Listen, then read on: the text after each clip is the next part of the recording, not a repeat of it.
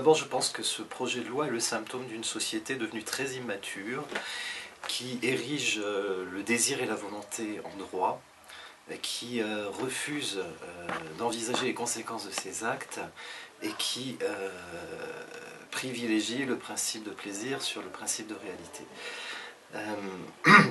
En fait, on est en train de nous rejouer le psychodrame familial du petit garçon de 4 ans qui regarde sa maman donner le biberon au petit frère ou à la petite sœur de 6 mois et qui exige d'avoir le biberon comme le petit frère ou la petite sœur de 6 mois.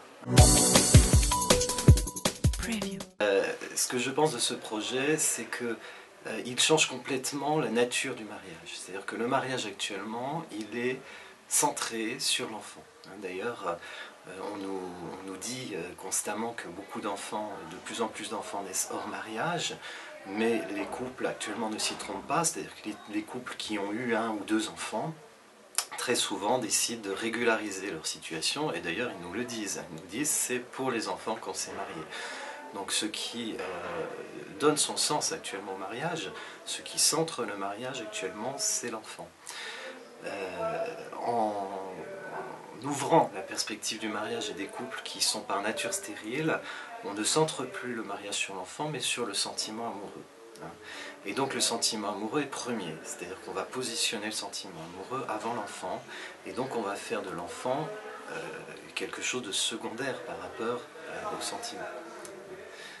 Et c'est là où je pense qu'on change tout le sens de ce qu'est le mariage, et on ne le dirige pas de la même façon. Un couple de même sexe constitue d'abord une fiction qui n'est pas crédible. J'ai un confrère qui reprend la jurisprudence, enfin la jurisprudence romaine, du droit romain, qui dit qu'à une époque, donc, on s'est interrogé, puisqu'on adoptait beaucoup dans la société romaine, sur la possibilité de pouvoir adopter une personne plus âgée que soi. Et les jurisconsultes romains ont dit à l'époque, ça n'est pas possible parce que ça ne repose pas sur une fiction crédible. Ce qu'il faut savoir, c'est qu'en termes d'adoption, lorsqu'on parle d'adoption, on construit une fiction juridique.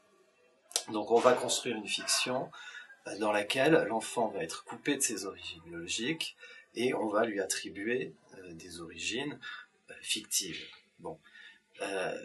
On sait déjà que c'est très très difficile pour un enfant de vivre ça. C'est-à-dire qu'un enfant qui est issu d'un père et d'une mère connaît ses origines et sait qu'il y a un lien qui est indélébile, qui le lie à ses parents.